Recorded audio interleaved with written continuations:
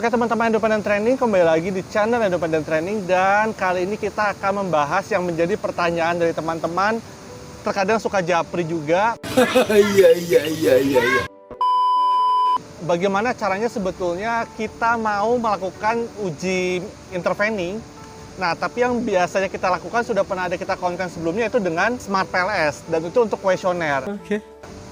Sebetulnya intervening juga bisa dengan list rel, tapi untuk kuesioner. Nah, bagaimana sebetulnya kita melakukan intervening dengan sampel data kuantitatif ataupun kita misalkan ambil secara spesifik data keuangan. Nah, ada salah satu pendekatan yang namanya dengan Sobel Test.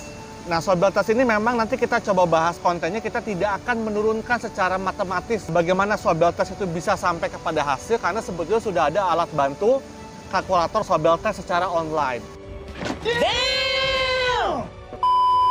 Nanti juga kita akan membahas, dan saya juga sudah masukkan, kalau saya tidak salah 2 jurnal acuan melakukan intervening ataupun mediasi dengan Sobel Test. Karena khawatirnya teman-teman ditanyakan, metode apa Sobel Test itu dan apakah ada penelitian sebelumnya? Ya, saya lampirkan 2 jurnal penelitian terdahulu yang melakukan intervening mediasi dengan Sobel Test. Yang ketiga, di kolom deskripsi juga ada website kalkulator Sobel Testnya secara online, tinggal diklik saja. Wow. Nah, sekarang kita masuk bagaimana melakukan uji intervening, ya. Sampai dengan tahap ini moga-moga teman-teman sudah bisa memahami konsep intervening, karena saya tidak lagi membahas konsep intervening dan mediasi karena sudah ada di konten sebelumnya.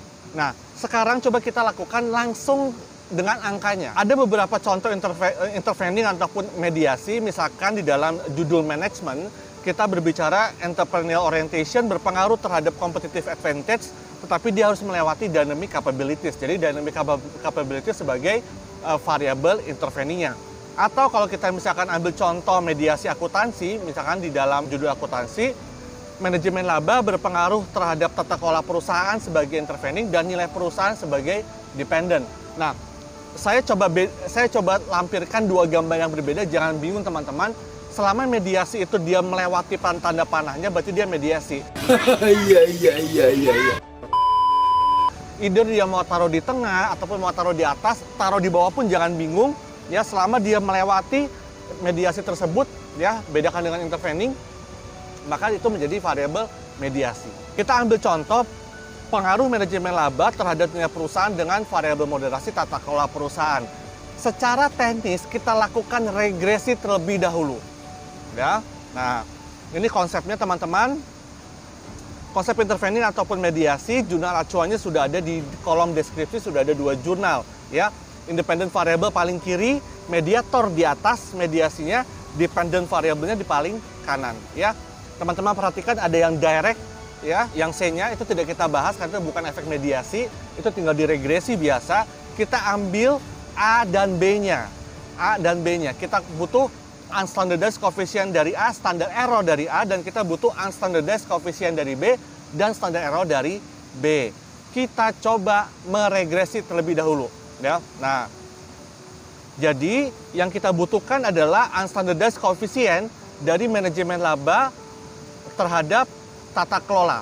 Kita membutuhkan standar error dari manajemen laba dan tata kelola. Yang ketiga, kita butuhkan unstandardized coefficient dari tata kelola ke nilai perusahaan dan standar error dari tata kelola ke nilai perusahaan.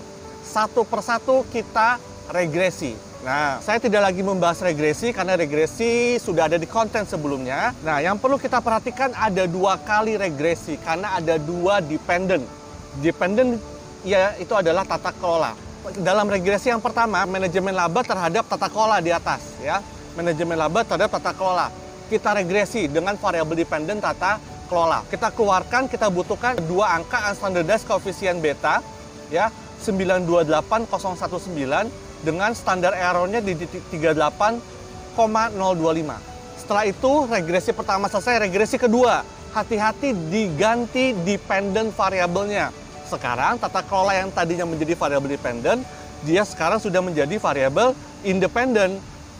Dependentnya itu adalah nilai perusahaan. Jadi kalau teman-teman perhatikan ada satu irisan, yaitu adalah variabel tata kelola yang dia menjadi dependent di regresi pertama, dan variabel tata kelola menjadi independen di regresi kedua. Irisan itu yang menandakan tata kelola sebagai variabel mediasi. Ya. Kita regresi yang kedua dengan dependent variabel nilai perusahaan dan independennya tata kelola. Kita ambil angkanya dengan unstandardized koefisien beta 0,001 dan koefisien standar error-nya 0,010 ya. Nah, unstandardized koefisien dari manajemen laba ke tata kelola perusahaan itu A-nya, standar error-nya itu adalah SA-nya. Unstandardized koefisien dari tata kelola ke nilai perusahaan itu adalah B, dan tata kelola standar error dari tata kelola ke nilai perusahaan itu adalah SB. Jadi ini adalah dua regresi ya. Nah, setelah dua regresi ini kita masukkan ke dalam alat mediasi tes. Nah, masukkan dalam perhitungan ini adalah tampilan website kalau teman-teman mengklik di kolom deskripsi Sobel tesnya ya. Nah, input ya 928,019 itu adalah unstandardized koefisien regresi dari manajemen laba ke tata kelola ya. Kemudian 0,001 dari mana? Itu adalah unstandardized koefisien dari tata kelola ke nilai perusahaan. 38,025 itu adalah angka dari standar error manajemen laba ke tata kelola perusahaan. Dan yang terakhir adalah angka yang kita masukkan adalah standar error dari B-nya. 0,010 itu adalah standar error dari tata kelola ke nilai perusahaan ya. Nah, setelah kita lihat teman-teman masukkan angkanya semua di input, ada Sobel test, ada Aroyan test, dan ada Goodman test. Kita klik calculate, nanti keluar di atas ya. Nah, sekarang kita klik calculate, kita lihat hasilnya. Nah, lihat ya, angkanya tidak ada yang saya rubah teman-teman. 928,019, 0,001, 38,025, dan 0,010. Sobel tesnya menyatakan seperti ini. Dengan tes statistik 0,09 ya, atau kalau teman-teman sudah hafal tes statistik di bawah 1,96 tidak signifikan. Standar errornya 9,28 dan p-value-nya 0,92 atau lebih besar daripada 0,05. Dalam artian, kalau teman-teman sudah melihat bahwa tes statistik lebih kecil daripada 1,96, oh tidak signifikan. Pastikan ke p-value. P-value ternyata lebih besar daripada 0,05, no tidak signifikan lagi. Sehingga kita bisa simpulkan ataupun kita interpretasikan bahwa tata kelola perusahaan tidak terbukti memediasi pengaruh manajemen laba terhadap nilai perusahaan dengan p-value 0,92 lebih besar daripada 0,05. Karena kalau signifikan kita kejar di bawah 0,05. Atau teman-teman memakai angka dari tes statistik, teman-teman mengambil indikator 1,96.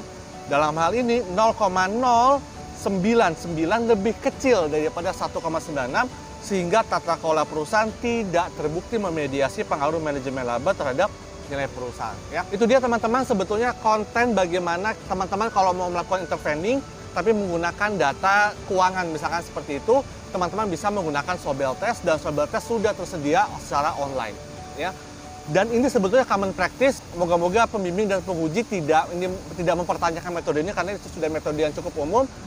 Cuma terkadang ini dilupakan karena teman-teman tidak berani akhirnya mengambil intervening, teman-teman tidak berani mengambil mediasi di dalam data kuantitatif ataupun data keuangan karena teman-teman khawatir dengan ujinya. Ternyata ujinya cukup mudah dengan 2 kali regresi. Ya, jangan lupa variabel dependen yang pertama itu nanti menjadi variabel independen yang kedua, dan kemudian kita masukkan ke dalam Sobel test, keluarlah angka tes statistik dan p-value-nya ya.